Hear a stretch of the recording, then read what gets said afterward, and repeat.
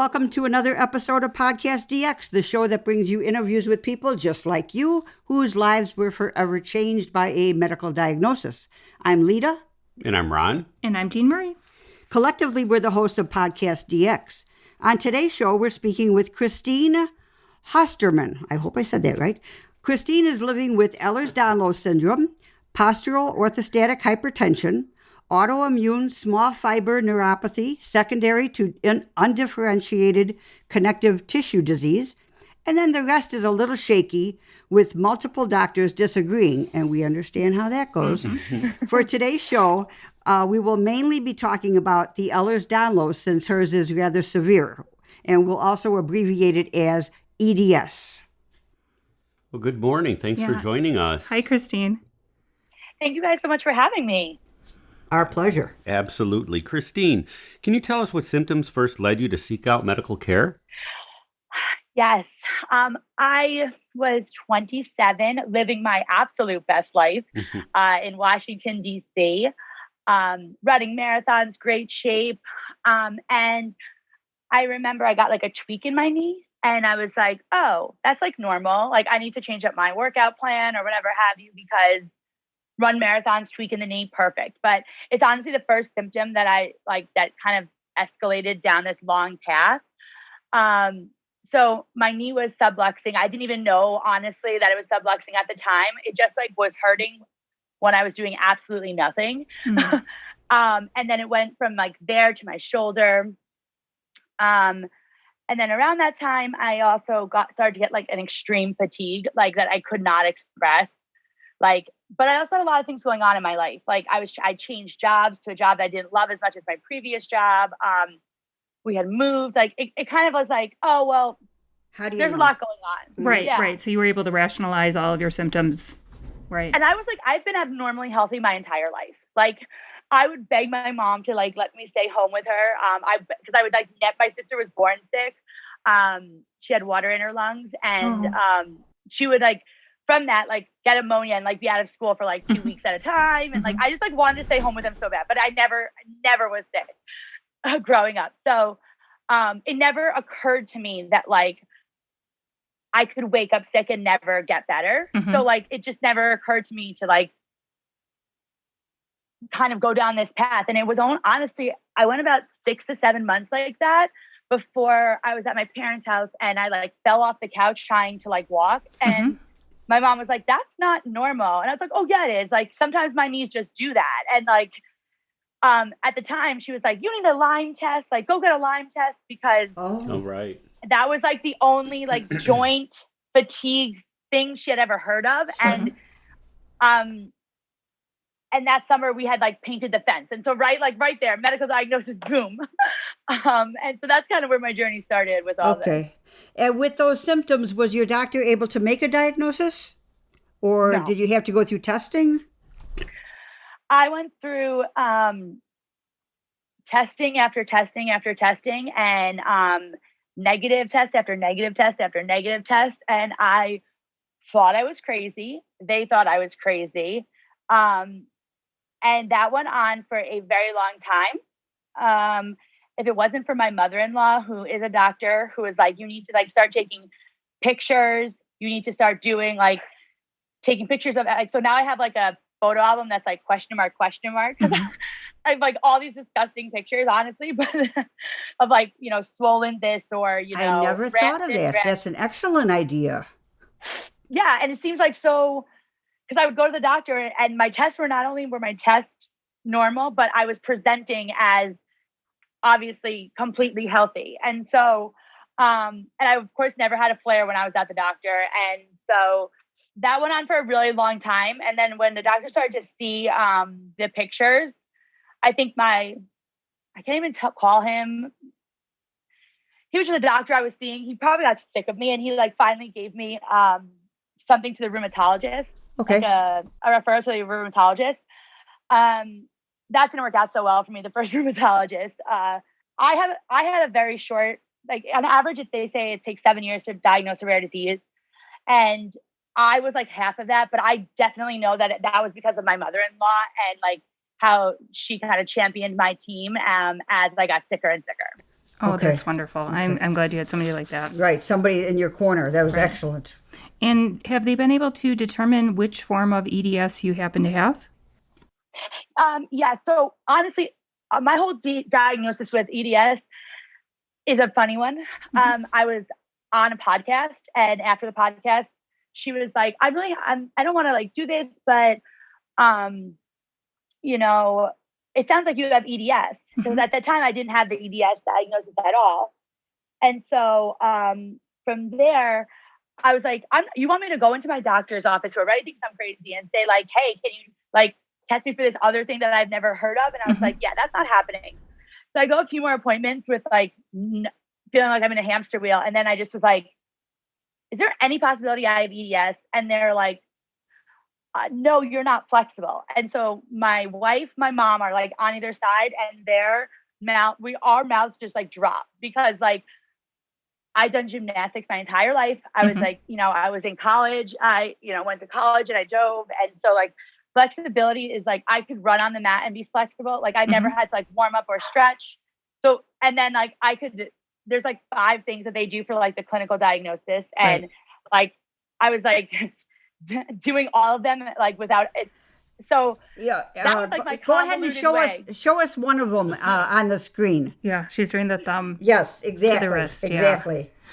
Yeah. Right. Well, All right then. Yeah, that's. And so like, and it felt like it was like at the end of the appointment, and she was just like, "Oh, I guess you do have Ehlers Danlos," and like then there was like combating that feeling, I guess, of just like this like yet again like free flowing diagnosis. That means what? Like, what does this mean? Like, how are you going to help me? Yes. With 42 things on your chart, like another name for something is not as like good as it seems. Right. It's not something you could just take a pill for and it'll go away.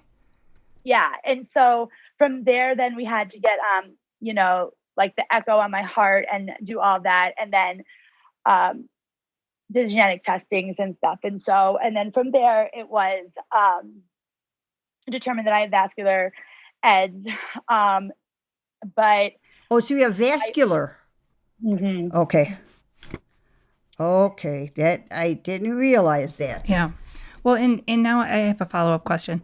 Have you found that when you go to see your medical or healthcare team, are you the person that they want everyone to come and see? Because Ehlers-Danlos is so rare. Do they all come in to check and see what it looks like in real life? Are you like the guinea pig? Yes and no. I feel like a lot of my journey has been, I had this one doctor that like was convinced I was like the next medical thing that he was going to be able to write like a paper about or something. But then I've also had kind of like, doctors with a little bit of an ego who like have dismissed it and dismissed the, like, that's not possible type of thing. So medical care has been really difficult. I'm not going to lie. And there's like a trauma that is involved with, I think when you go and you're told so many times that like nothing's wrong or something, just do yoga or something. Oh, wow. It's traumatizing. It is. Like you don't It is. tend to trust then this team of medical providers. And you don't want to go. You don't want to go back. Right. Absolutely understandable. I think maybe in medical school, I mean, you do want your doctor to kind of think that they know everything, but maybe there should be a class where you just practice saying, you know what, I don't know. There's so much out there. There's so much information. I cannot possibly know it all. I don't know, but let's work together to find an answer. Right. I have a doctor like that. I was very happy to find a doctor that's that open. So you were saying, Kristine, that you had heard about Ehlers-Danlos previously, and that actually helped you to reach your diagnosis, right? I only heard of it because she was interviewing me on a podcast, and this was right like when I was starting to kind of be more vocal about my story. Okay. And like I started my my brand, and this woman on the podcast like after was just like, hey, like all of your symptoms really seem like stuff that like I have gone through. I have Ehlers-Danlos. And like I said, I thought she was crazy. I was like, because this is like my first exposure to like kind of the rare disease world and Right. like what it Right. really meant in the community. Like now it's like I don't even blink an eye when someone like says try this or look for this, because I feel like after being I understand now why people like say things, because if you don't, like, you really do have to be your own advocate in there, which is something I honestly struggle with, because there is status, I feel like, that comes with being a doctor. And I don't want to, and, you kind of get worried about questioning or, anything like that. But as my mom says, like, you have to kind of be the captain of your ship. Right. But just remember, they're practicing. Right. And you are the one that, you know more about you than anyone else possibly can. And you typically only get 5 minutes in front of your doctor, whereas you're living with your condition, day in, day out, 24/7. Right. So you need to really, you need to be an advocate. And I think it's amazing that you were able to chronicle your condition to provide, the actual photo documentation to your doctor. And you have such a complex medical situation. How has your healthcare team and how have you chosen to treat your multiple conditions? I think that's probably been the most, Grey's Anatomy kind of screwed me big time because I had this grandiose idea that basically all my doctors were going to work together, come into the room, maybe a McSteamy, a Meredith, everyone's going to be in the room and they're going to kind of work on this case and find the best treatment for me to give me my life back. Right. Right. Well, Sandra Rhimes called. That's not real life, apparently. And so one of the most difficult things has been that most of my doctors don't even take the time to talk to each other. And that is super frustrating when you're in rheumatology, hematology, cardiology, and neurology. And, even to the point where I feel like when we're getting my new scripts, we're always double checking with the pharmacist to make sure even these things can go together. Right. Because it doesn't feel like they're cohesive at all. Right. Yeah. Well, and they're in the same practice too. So it's not but it's just, I mean, and this is not a knock on doctors, right? They're overworked. And I think COVID adds a new layer to it, but and that's frustrating. That's the most frustrating part because it's I don't just live in one department at all. And it's hard. I think it's 14 pills a day. And so it gets super frustrating. And then even just IVIG, I waited 4 years to get approved for that. And the funniest part was though, I didn't even know what I was getting it for at the time that I was finally approved for it, because I had developed, we had fine-tuned it to Ehlers-Danlos syndrome, but then there's the neuropathy that and it just, I feel like the communication can sometimes get a little messy. Right. Well, so that's been difficult. Oh yeah.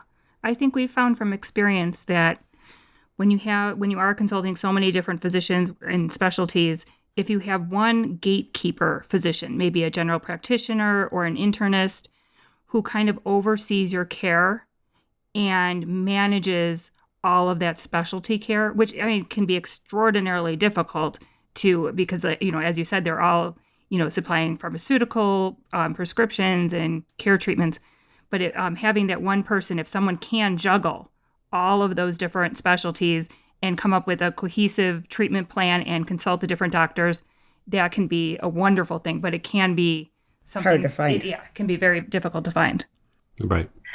And I think with rare diseases, that's because they're rare, and honestly, sometimes I feel like nobody wants to take the L or take the ownership for the case. I find it to be a little more difficult to find that person, the person who knows my case the most, right? Or has been with us the most. You would think that person would just kind of coordinate care or whatever have you. But I still feel a lot of times with all the complexities, no one really wants to step up to that role. And be in charge. Yeah, and for one reason or another that they'll give, but it kind of just feels it might so rare it might be because the doctors don't really feel like they're they might feel like they're stepping on other toes too. And that might be another thing in medical school. You do, you go through and you you work in each department and then you specialize and you don't go back. Right. And visit. It may, that might be difficult for some doctors. Yeah. Go ahead, Ron. And you have a very complex case. Yeah, right. So have you had any medical procedure, any procedures done for the EDS to maybe stabilize your joints or anything? So I just got approved for IVIG. So honestly, I feel like when we kind of came into the pandemic right as we got this diagnosis kind of more like fine-tuned to like, and so like that has like prevented a ton of different things from happening because I am immunocompromised, bringing me into the hospital for different things and different treatments has not been something that like people really wanted to do. And so no, not really. I mean, I've gone through some IVIG, but I think the reason he's asking is, I'm not sure if you're aware, but my daughter sitting next to me here, Jean, has Ehlers, Danlos, and POTS, and hers was caused by, and she has Chiari. Her, it's not like Ehlers, Danlos was caused. The bulk of her problems was caused by an injury, and once they stabilized her head and neck, a lot of her POTS symptoms really went away. A lot of her POTS symptoms are controlled by medication. Okay. They also were controlled by the fact that your head... Well, right. But so we do understand that that's a possibility. But with vascular Ehlers, Danlos, is it difficult to get things like even an IV put in place? Yeah. Like, so for instance, my veins like look super good. However, like you can see them from really far away, but like they can't be used. Like they like deflate. And that's why you get, right. So, but like, POTS is like such, the whole autodysnomia thing is crazy. I mean, like I can honestly say that the headaches like are just out of control. Like this idea that like, I don't know. Did your daughter get the tilt table test? Because yeah. Yeah, that was scary. We need to take a second. We need to take a second for that because the most barbaric thing I've ever gone through was the tilt table test.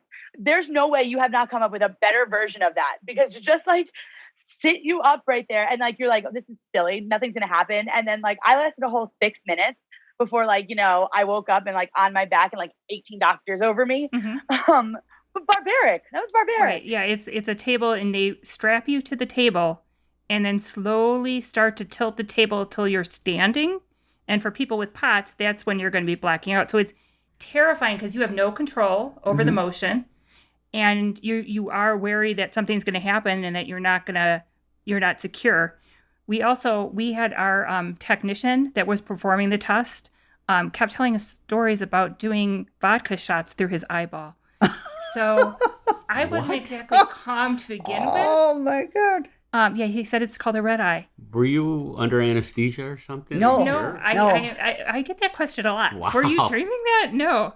But yeah. So you had the tilt table test and had a positive result from that. Did you also have where they make you sweat with electrodes and chemical stimulants? Yeah, like I said, I feel like everything about the POTS situation needs to be like upgraded because,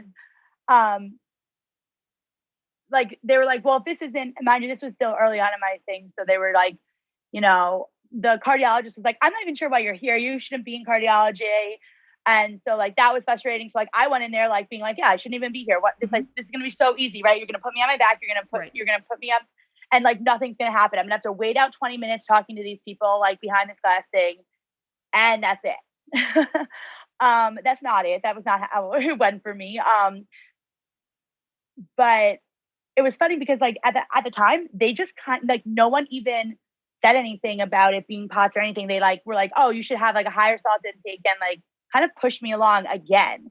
And so it was like super frustrating because like it was the only test in that period of time that was coming out positive. Okay. And so it was like my one thing. Like I was like, yes, one thing. Right. Oh, I know. Isn't that terrible? How you hate to hope for something, but when it's an unknown, you'll grab at anything. It's like, come on, just tell me what's wrong with me, right? And thinking that it'll just, like you said before, it'll just be fixed. And yes, exactly. Well, I mean, when you go all that time not knowing what it is, it's a relief on one hand to say, aha, at least now they've pinpointed it. Put a name on it. Exactly.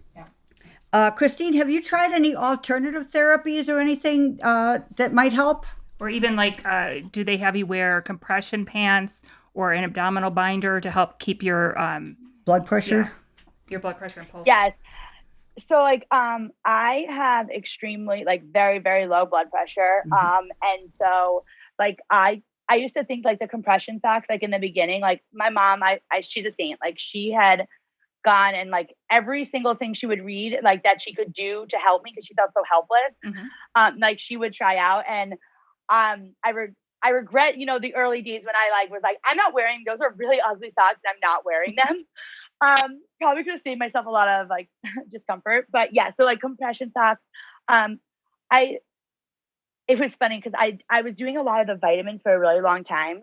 Until like then all of a sudden like my vitamin D, because everyone's like, you just need vitamin D and then like you'll feel better, or vitamin B and you'll get more energy. And then like they would like skyrocket because like with the liquid drops and stuff. So I mean I wouldn't say I found anything super helpful, because I mean I think that's one of the hardest things about this is that it's not one thing, it's kind of everything, right? And ultimately, like, you know, it's a lot of like pushing yourself to like, there is no magic pill. And like, that to me is still like something I think I struggle with, right? Like, what do you, like, you're kind of taught that like you get sick, you take something and you're like, we kind of live in that society that like I said, this whole idea of like chronically ill, like just never occurred to me, right? Like this idea that like you could be fighting something that isn't to be won, ultimately. And you know, I mean, even just like cancer, like, right. It's like, there's an idea that you're going to like this idea of beating it in some type of way. And, you know, being in this like remission phase. And I think that like, for me, that's been like the hardest struggle, is realizing that like, and accepting, like truly accepting like that I can get, it's a little bit of everything and it's not going to be one thing that like makes me feel better. And I'm like, and even if I do everything, I'm going to have bad days. And I would say like, probably the best like thing I've done for my health is get my mental health under control. And I don't think that's talked about enough within the chronically ill community, and just like illness in general, like the toll it plays on your mental health from from onset all the way through to maintenance. And like I said, I think that was probably one of the best things. Like if I was to pick like one thing or that was like done the most for my health, it's been, you know, taking care of my mental health. Now that should seem super easy, right? Like I am a quote unquote social worker. I should know this, but like when everyone's kind of sitting there and telling you that like you're crazy and like you're not sick, or that your tests are negative, it's like, I was so resistant. I was like, no, it's not my head. Like I can't get out of bed in the morning. Like, you know, and like, so it took me a really long time to take care of that aspect, because it felt like every time someone was pushing me towards therapy, they were pushing me away from like a physical reason while this like that this was happening for me. It's like you're not listening to me. Right. Yes. And you know, and a lot of the, you know, bigger hospitals, you only have like, you wait 6 months to get into them. And for them to like then go ahead and say like, you know, I really think like you should invest, like, you know, do therapy. And I'm like now I'm like checked out, right? Like now anything you've said to me is just like kind of worthless, because I already feel like you're not listening to me. And it builds like this resistance to it. And then I think, right, then the depression does play into the exhaustion and vice versa. Like it becomes this really difficult cycle. And how you manage stress has to change too, because stress flares all of it. So I love when my doctor's like, you know, you really need to not be stressed. I'm like, life is stressful. Like, what are you talking about? Like what, you know, and so, but definitely learning how to like, I wanted to expend the energy I do have, and like taking care of my mental health has probably been something that's, of all the fixes, although I wouldn't want to give up my Lyrica, I can't lie, that has like worked. Mm-hmm. Okay. And it's just not accepted. Okay. Thank Kristine, you mentioned that you're a clinical social worker. How does having multiple rare condition, how has that influenced your career and how you go about life? Right. And how did you decide to start Rare? So I loved my career prior to getting sick. Like I said, I was at the, pinnacle of it. I was like, like I said, you kind of like work really hard to just be happy. And like, I was just super happy at that time. Like there was no more school, got into a good job, living on my own in DC. And then all of a sudden, like I just slowly started to just become less and less good, honestly, at anything I was doing. And that was super hard, right? Like, cause I now know why. I do believe the universe works in like weird ways. So like, I definitely believe that like my job changing that year was because I couldn't have handled my job with high school kids. Cause like high school kids, they're banging, they're going in and out. They're like, but elementary school kids, you have to it's a slower pace. You have to go get them and whatever have you. And so, I just slowly, it felt like I was just living my life, like, and watching a movie. Like I could tell, but I couldn't like connect with it at all. Like I just felt so foggy. And honestly, like it changed everything. The way I was able to focus, the way, I was able to, I would pride myself on, right, like being super organized, super, ready for meetings, always having my stuff done.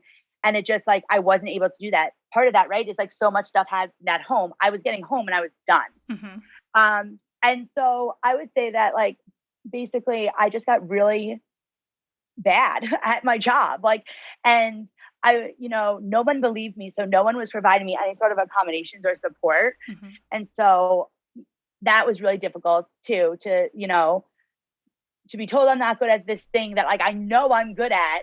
Right. And then not get any support. And like, no one kind of turning back and being like, well, this is not like her. Like what is going on? Right. Just like to it, like that was like frustrating for me. And so, I just started to feel super isolated, super alone. I didn't have anything that was like mine anymore. Right. Like I did not connect at all with my family because they couldn't understand it.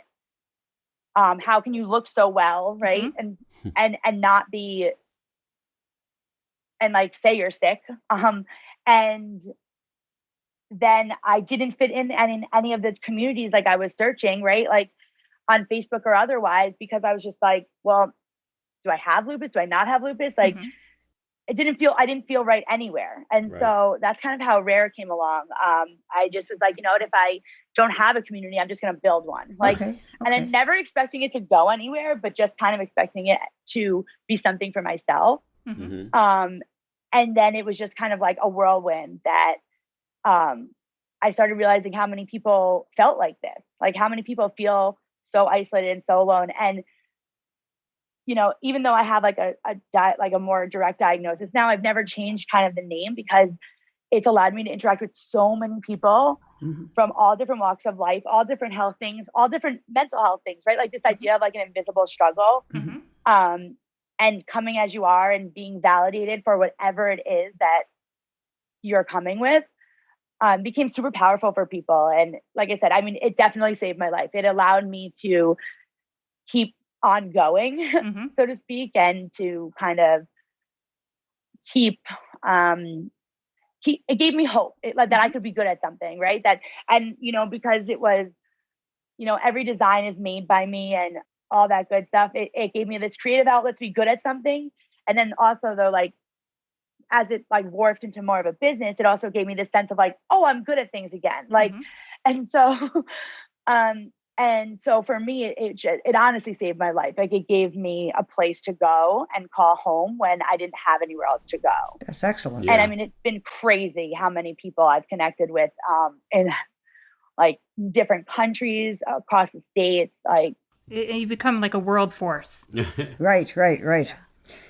Kristine, I know that you mentioned your mother-in-law was a doctor, and she was very helpful in the process of finding your diagnosis for sure. But have your other family and friends been helpful in your journey? And what have you found to be the most helpful thing that your family and friends have done? So my mother-in-law was amazing. And I think she also really helped bridge the gap between this idea that this was something like depression or something that, was actually medically going on. Mm-hmm. My wife and my mom, they kind of like are the two closest people to me. And so like originally they really struggled with thinking like it was something like this because I have always been abnormally healthy, like not even the common cold. Like I never took a day off from work. That was like another thing that was like led to me feeling like, when you put so much worth in like the fact, like your job and things of that nature, like I never put stock in my own health because I never had to. Sure. And then all of a sudden I had to start taking days off, multiple in a row. Right. Like that was like my entire identity was like crumbling. And it was weird because my mom's always been like, someone who's like, you go to work, you go to work, you go to work. That even when she was like, not saying that, and she was saying like, stay home, quit your job. You can't do this anymore. I couldn't accept it. I couldn't hear it. And so it was a really big struggle for me for a really long time. I lost a lot of friends. I'm not going to lie. Even some that like have tried to come back in my life now, it really is difficult for me to like, I'll chat with them, but like to be close to them again is difficult. Because it's just like kind of like you didn't believe me or like you did like why like you now with Corona I feel like people may have a little bit more of an idea what it's like to be so isolated and alone. But at the time it was like if I wasn't out doing fun things and anymore and I wasn't going to the bars and I wasn't being like 27 and I was like it was like people stopped calling, people stopped checking in, people took my, not answering their phone calls or not answering their texts personally, as opposed to like being happy whenever I did kind of show up for something. It became like a personal thing for them. And that was difficult. And for a while I took it on, right? Like I took it on as if it was my fault until I couldn't do it anymore. I couldn't hold it anymore to be like, like I can't take on everybody's emotions and like continue to get sicker and sicker. And I like the hardest comments I think were just like, well, we miss who you used to be. We miss the person you used to be. Cause I don't think people realize how much like you miss the person you used to be. I know. And like, like I said, I grew up abnormally healthy. So I'm very well aware of the person I used to be, what I used to be able to do and, how I used to be able to do it. And so that was probably like the ones that like sting the most. So it definitely took a mind frame shift. And so that was difficult. I think I see where you're coming from when you say rare saved your life. Yeah. I understand that more now by what you're saying. People can be so clannish and so. Well, I think sometimes they can be so insensitive and not even realize it. Well, yeah. We have said in the past that someone needs to write the Friend's Guide to Chronic Illness so that they can kind of understand. Like if you have plans, you're all excited, getting ready for it, and then you might wake up that morning and you can't do it. Or you wake up that morning and you put so much effort into just getting ready that you can't do it. But yeah, Well, I think it's hard sometimes for people to look at somebody from their point of view. Right. It is. Right. Empathy is not one of humans. Right. It should be. Yeah. And like I don't think you could really Sorry, go ahead. No, it's your show. I was just saying that I think that even some of the things that are with the best intent, like my wife and I had to relearn how to communicate with each other because what she was saying to me, like, I really miss when you cooked. Like I felt so much shame and guilt around that statement. But what she was trying to say to me is like, this sucks for me. Like, and I know it sucks for her, but like the way she portrays things at times, like makes it feel like it's a targeted thing that I could have done or not done. And I think people don't understand the shame and guilt that we carry as like with all of it. And even things that are not meant to be like insensitive come out insensitive. And absolutely. I think the hard part for me personally is just, I also feel like, you know, I see that everyone in my life has changed because I've gotten sick. And so becomes this dichotomy where I feel like I'm overcompensating for like their words because like they have the right to feel them. But it can't start to come down to like, you have the right to feel them. Go to a therapist and feel them. Go to someone else in the family to feel them. But you just no longer can come to me to feel them because it's affecting like my overall health. Right. You have enough by to doing deal that. with. Exactly. Yeah. Well, and Kristine, how common is rare disease? Like it has. Yeah. Well, Sorry. 1 in 10. Sorry, 1 in 10. Go ahead. 1 in 10 Americans are currently suffering from a rare disease. I think it used to be 300 million globally, but now it's gone up to 400 million globally. And the prevalence is the highest in America. Like you'll see like Canada's like 1 in 17. So like there's slight differences, but yeah. Yeah, right. Do you have any tips, hints, or advice for people that are out there that have just been diagnosed with Ehlers-Danlos, specifically with vascular Ehlers-Danlos, that might help them in their journey? I think one depends on like what resonates with you in general. I think so. The Ehlers-Danlos Society is a great resource. They're phenomenal. They have like probably the hub of all things Ehlers-Danlos. Right. So I would definitely say that. But honestly, just like take care of your mental health would be a huge one. Like, don't be afraid to get like, because there's everything you're feeling is valid. Mm-hmm. And so I would say, take care of your mental health and do things that feel good for you.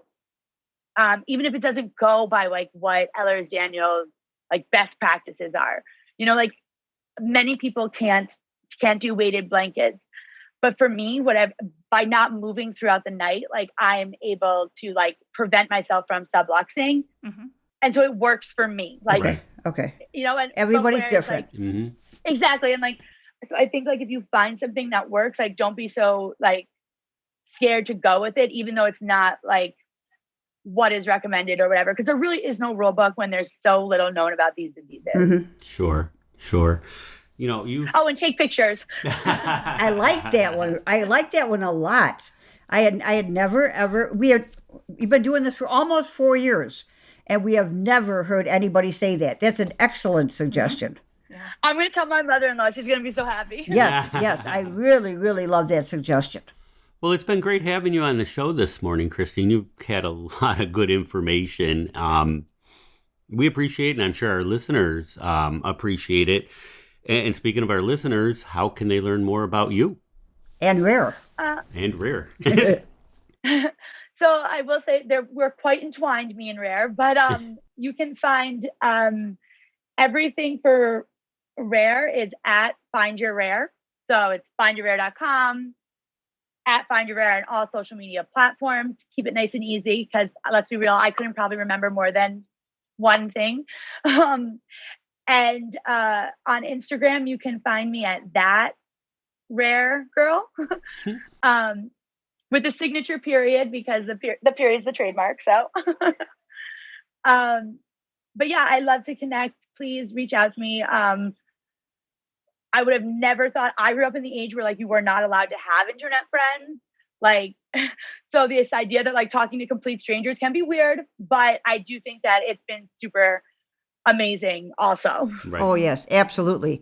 And we're listened to in almost every country in the world now.